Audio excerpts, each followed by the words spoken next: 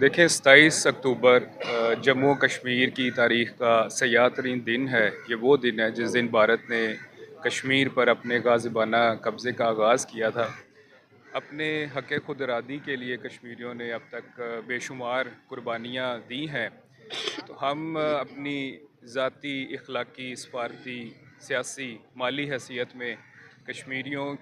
کے ساتھ کھڑے ہیں، ان کے ہر برے وقت میں ان کے ساتھ ہیں اور ان قربانیوں کی ہم بسم اللہ الرحمن الرحیم۔ ہر سال کی طرح آج بھی 27 اکتوبر کو ہم اپنے کشمیری بھائیوں کے ساتھ یکجہتی کے لیے آج ہم نے ریلیز نکالی ہیں، اور اس میں جو یونائٹڈ نیشن کی ریزولوشنز تھی جن کا خلاف ورزی انڈیا نے بارہا کی ہے، اور اس کے بعد ریسنٹ پارٹ میں ہم نے دیکھا کہ ایبروگیشن آف آرٹیکل 370 ہے۔ اس طرح کی چیزیں ہیں جو کہ انڈیا مسلسل کرتے جا رہا ہے، اور ہم اس میں ان کے ساتھ اپنے کشمیری بھائیوں کے ساتھ کھڑے ہیں ہر حال کے اندر، اور انشاءاللہ پاکستان بنے گا، کشمیر بنے گا پاکستان، اور ہم اپنے جو کشمیری بھائی ہیں ان کی سپورٹ کے لیے آج ہم نے ریلی نکالی ہے، اور پاکستان ہر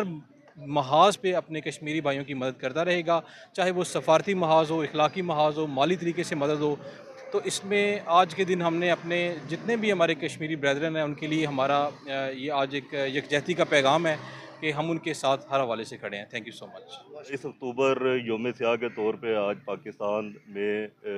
منایا جا رہا ہے، اور اکاڑا میں بھی اس سلسلے میں ایک ریلی ہے جس میں تمام اکاڑا کی عوام نے شرکت کی، جس میں سول ڈیفنس کے رضاکاران بھی کثیر تعداد میں شامل تھے۔ اس موقع پر ایک ہی پیغام ہے کہ ہم کشمیریوں کی حق خود ارادیت کے لیے چٹان کی طرح ان کے ساتھ ہے، اور انشاءاللہ جو ہے وہ دن قریب ہے کہ کشمیری آج کا دن 27 اکتوبر کشمیر بلیک ڈے کے حوالے سے آج پاکستانی اور دنیا بھر میں مسلمان کشمیریوں کے ساتھ اپنی حمایت کا عزم اور ارادہ کر رہے ہیں۔ ہم انشاءاللہ العزیز ہر حوالے سے کشمیریوں کے ساتھ ہیں،